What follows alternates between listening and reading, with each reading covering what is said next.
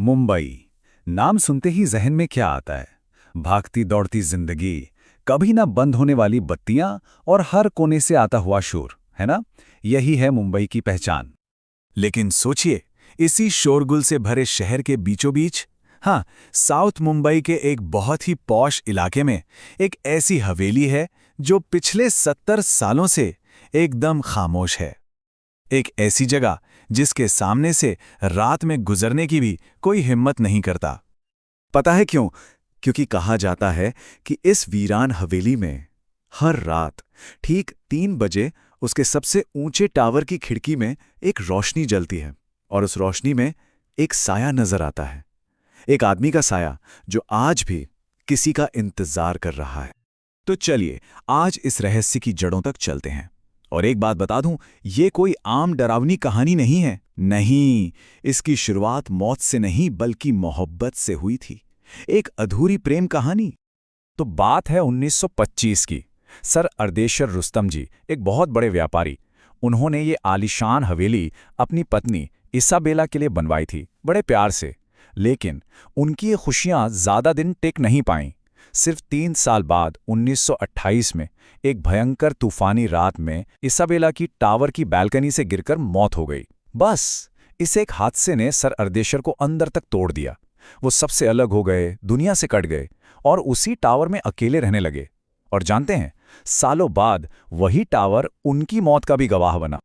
लोग कहते हैं कि सर अर्देशीर अपनी पत्नी के गम में जैसे पागल ही हो गए थे।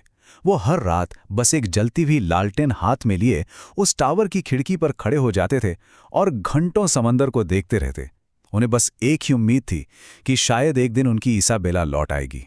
और यही इंतजार उस पूरी हवेली का श्राप बन गया। तो सालों तक ये जगह वीरान पड़ी रही और इसी वीरानगी से पैदा हुआ इस विला का खौफ। लेकिन कहानी यहां खत्म नहीं होती। पिछले ही महीने कुछ लोगों ने हिम्मत की इस रहस्य से पर्दा उठाने की। इनके नाम थे विक्रम, समीर और रिया। ये तीनों थे अर्बन एक्सप्लोरर्स, मतलब ऐसे लोग जिन्हें पुरानी वीरान जगहों को खोजना पसंद है। और उन्होंने ठान लिया कि रुस्तम जी विला के इस राज का सच वो दुनिया के सामने लाकर रहेंगे। तो फिर एक रात वो लोग उस हवेली में घुस गए और उनके साथ जो हुआ, सच कहूं, वो रोंगटे खड़े कर देने वाला था। विक्रम ने बाद में जो बताया वो कुछ ऐसा था। वो बोला, भाई, अंदर की हवा बहुत भारी थी। ऐसा लगा जैसे किसी फ्रीजर में आ गए हों। हर तरफ बस धूल और किसी सड़ी हुई चीज की अजीब सी बदबू थी। और ये तो बस शुरुआत थी। जैसे जैसे वो हवेली के अंदर बढ़ते गए, अजीब अजीब चीजें होने लगीं। पहले ऊपर की मंजिल से किसी के चलने की आवाजें आने लगीं, जबकि वहां कोई था ही नहीं। फिर अचानक एक बंद कमरे के अंदर से पियानो की एक बहुत ही उदास धुन सुनाई देने लगी। और तभी उनकी नज़र टावर की तरफ जाने वाली घुमावदार सीढ़ियों पर पड़ी, जहां से एक हल्की सी पीली रोशनी आ रही थी। उन्हें समझ नहीं आया कि क्या हो रहा है, पर जैसे कोई अनजानी ताकत उन्हें उस रोशनी की तरफ खींच रही थी। और वो बढ़ते गए, बढ़ते गए। जब वो टावर के दरवाजे तक पहुंचे तो घड़ी में ठीक 3 बज रहे थे। विक्रम ने हिम्मत जुटाई और दरवाजे पर जोर से लात मारी। दरवाजा खुल गया। अंदर कमरा एकदम खाली था। हर तरफ बस धूल ही धूल और खिड़की के पास एक पुरानी सी कुर्सी। एक पल के लिए तो उन्हें लगा कि शायद ये सब बस उनका वहम था। लेकिन तभी उनकी नजर फर्श पर पड़ी। वहां एक पैराफिन की लालटेन रखी थी और वो जल रही थी।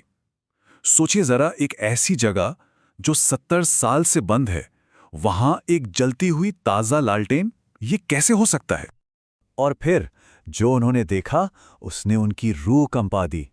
खिड़की के धूल भरे शीशे पर एक हाथ का निशान था, लेकिन वो निशान अंदर से नहीं, बाहर की तरफ से था। मतलब टावर की सबसे ऊंची मंजिल पर बाहर की तरफ से कोई हाथ का निशान कैसे लगा सकता है? इसके बाद वो तीनों वहां एक पल भी नहीं रुके, बस अपनी जान बचाकर भागे। लेकिन उस रात उन्होंने जो देखा, जो महसूस किया, उसने एक बात तो साफ कर दी थी कि वो इंतजार आज भी जारी है।